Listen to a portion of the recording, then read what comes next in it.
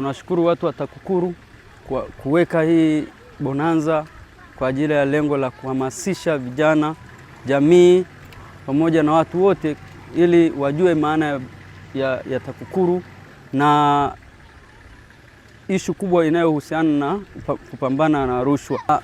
Kwenye michezo inaweza ikasababisha ukosefu wa ajira kwa vijana.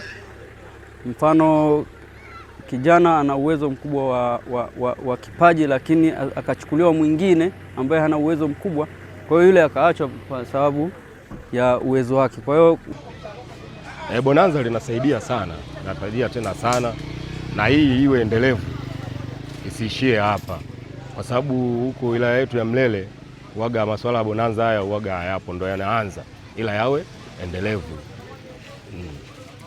Bonanza hili limefaana, lakini pia tumeshukuru kwa TAKUKURU kutuona sisi kama kitengo cha michezo, kutuletea bonanza hili kuhamasisha watu waepuke vitendo vya rushwa, kwani vitendo vya rushwa katika michezo vimekuwepo kwa sehemu au kwa asilimia kubwa sehemu mbalimbali, si tu hapa halmashauri, bali naweza kusema ni Afrika au dunia nzima kwa jumla.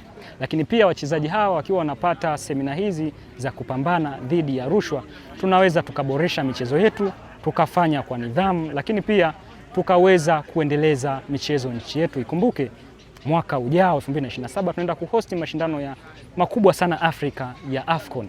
Hivyo basi kupitia bonanza kama hili, viongozi wetu wa michezo, wachezaji wanaweza kupata ABC kuhusu namna ya kujilinda na kujiepusha na rushwa. Rushwa ni mbaya.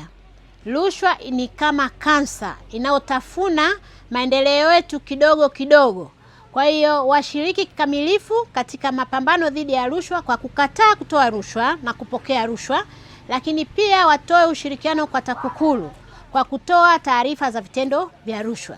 Lakini pia ni wasihi wananchi kwamba michezo ni mizuri, inajenga afya, inaimarisha akili, kwa maana kwamba inasaidia kupunguza maambukizi ya magonjwa yasiyoambukiza, kwamba tutakuwa na taifa imara lakini na watumishi imara.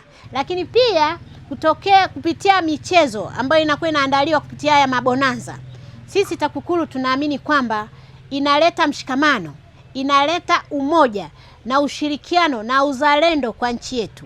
Na ndio maana TAKUKURU mkoa wa Katavi imekuwa na utaratibu wa kuandaa mabonanza kila kota.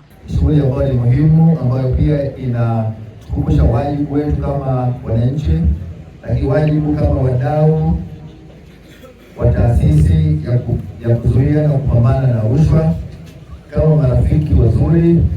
Na nichukue fursa hii kuwapongeza TAKUKURU kwa kuanzisha, pamoja na kuanzisha vilabu vya wapinga rushwa, na hii kuanzisha TAKUKURU Rafiki.